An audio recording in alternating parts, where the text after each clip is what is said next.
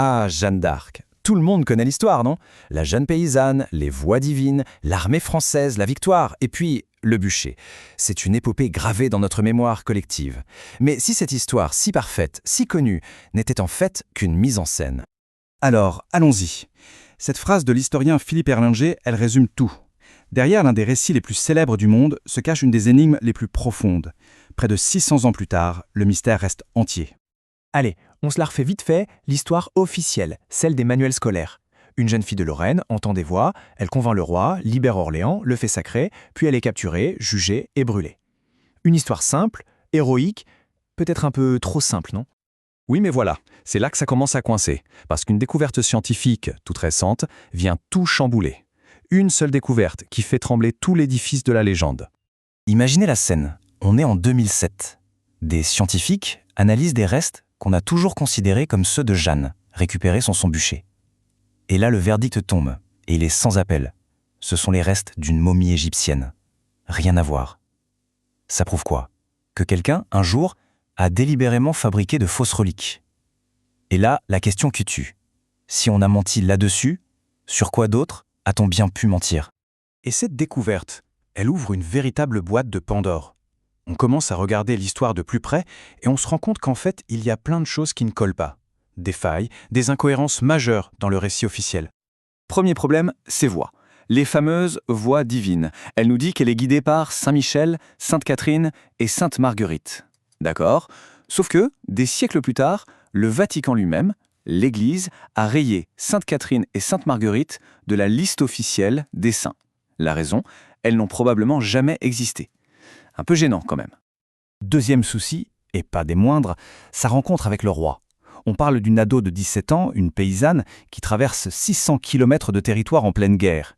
Elle arrive à la cour et non seulement elle obtient une audience, mais elle reconnaît le roi déguisé au milieu de la foule et part s'isoler avec lui pour discuter pendant 2 heures. Franchement, ça paraît tout droit sorti d'un conte de fées. Et ce n'est pas tout. Il y a la question de la langue. Jeanne, elle vient de Lorraine, elle parle le patois de là-bas. À la cour, on parle français de l'époque, ce qui n'a rien à voir. Et pourtant, pas une seule chronique, pas un seul témoin pour dire « Tiens, c'est bizarre, on a du mal à la comprendre ». Jamais, rien. C'est comme si elle parlait un français de la cour absolument parfait. Et puis, le clou du spectacle, l'armée. On parle de généraux, des durs à cuire, des vétérans qui ont passé leur vie à faire la guerre.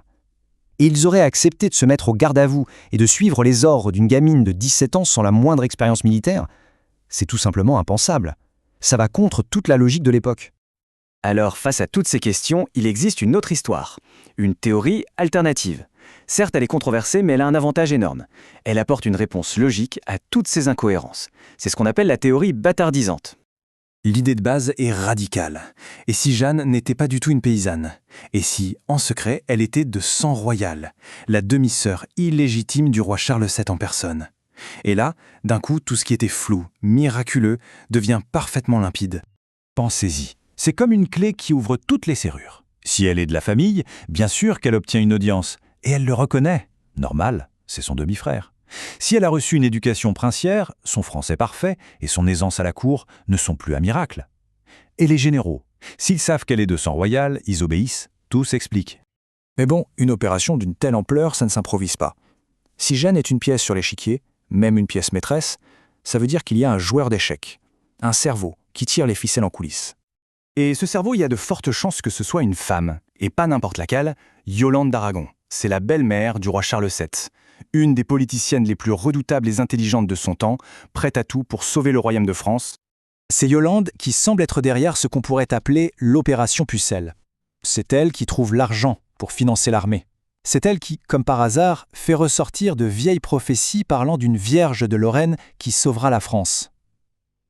Et surtout, c'est elle qui organise l'examen de la virginité de Jeanne, une étape cruciale pour prouver qu'elle est envoyée par Dieu et pas par le diable. Et ne croyez pas que c'est une théorie d'historien d'aujourd'hui. À l'époque, déjà, certains avaient des doutes. Même le pape. Le pape Pie II lui-même a écrit en parlant de Jeanne qu'il ne savait pas s'il s'agissait d'une œuvre divine ou d'un artifice et stratagème humain. Quand le pape en personne parle de stratagème, ça veut dire que l'idée d'une manipulation politique était déjà sur la table. Mais attendez, on n'a pas encore abordé la partie la plus folle de cette théorie. Le rebondissement final qui concerne sa mort. Et si Et si Jeanne d'Arc n'était jamais morte sur le bûcher? Comparons. La légende nous montre une bergère abandonnée de tous.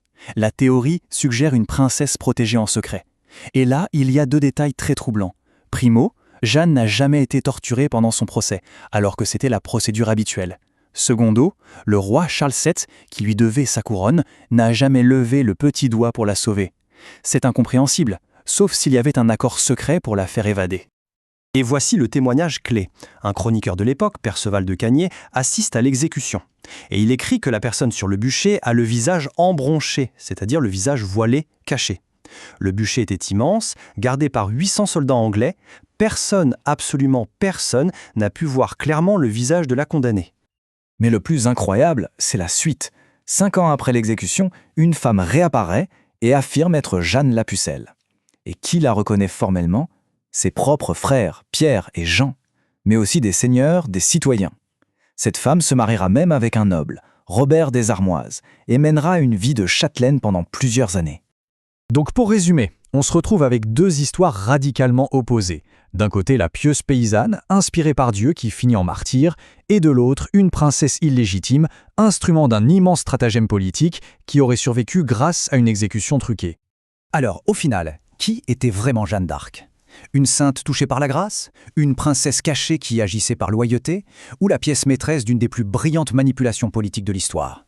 Près de 600 ans plus tard, l'affaire Jeanne d'Arc est encore loin, très loin d'être classée.